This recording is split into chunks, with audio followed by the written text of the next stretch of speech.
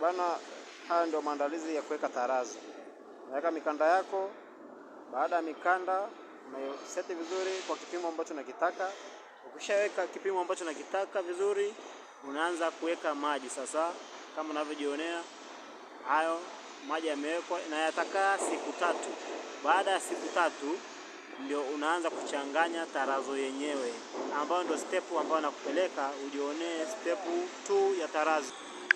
Step 2 ya tarazo ndio kama unavyojionea. Hii ndio tarazo yenyewe ishachanganywa, ambapo unachanganya kokoto nyeupe tu peke yake.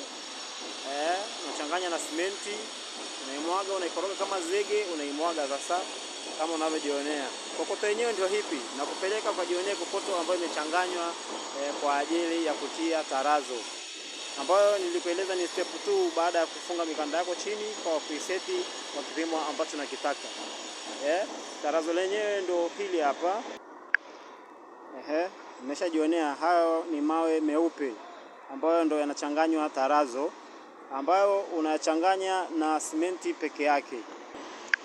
Haya, hii step nyingine ni baada ya kuweka tarazo lako, unarusha kokoto nyeupe ukiwa umechanganya na nyeusi juu kama unavyojionea.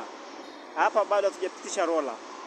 Kama unavyojionea, kokoto nyeupe na nyeusi, ambayo ni step nyingine kwenye kutengeneza tarazo. Naenda kupeleka sasa, baada ya kutia hii kokoto nyeupe na nyeusi, unapitisha rola. Baada ya rola, ninaenda step nyingine ya kupiga pasi. Awali nilikueleza kwamba ukishaweka kokoto yako nyeupe kama unavyojionea na nyeusi umechanganya, ili baadaye ilete mvuto mzuri kwenye kung'arisha. Step inayofuata ndio hii hapa. Unapiga pasi. Unahakikisha pasi yako inakuwa vizuri sana. Unajionea pasi ilivyopigwa. Hapo bado haijakauka. Baada ya kukauka, kitakachofuata ni kitu gani? Nitakupeleka ujionee kitakachofuata baada ya kupiga pasi na kuikausha vizuri. Step itakayofuata ni hipi? Tafadhali endelea kutufuatilia mubashara kabisa, ili nikueleze kitakachofuata baada ya kupiga pasi yako na kukauka vizuri.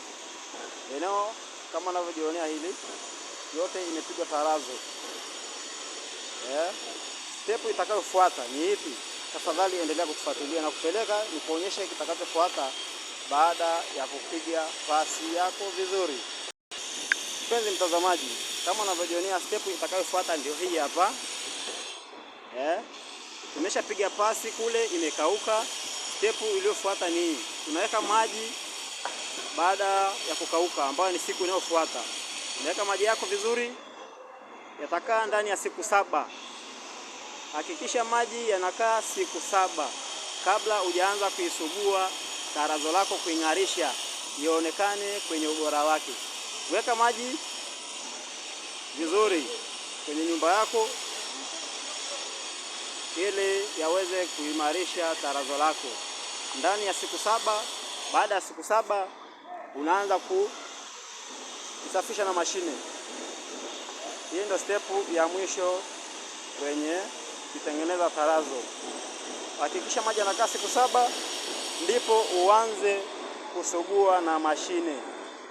Naamini mpaka hapo, mpenzi mtazamaji ambaye ulikuwa unatufuatilia kwenye kipindi hiki cha kutengeneza tarazo kwenye nyumba yako, iwe ni kanisa, ni nyumba ya kuishi, unaweza kuiandaa tarazo lako vizuri na kutengeneza nyumba yako katika ubora unaotakiwa. Aliyekuletea matangazo haya na kipindi hiki ni mimi Godfrey Masawe from Machame Cliff TV. Asante, niendelea kufuatilia kwenye kipindi kijacho.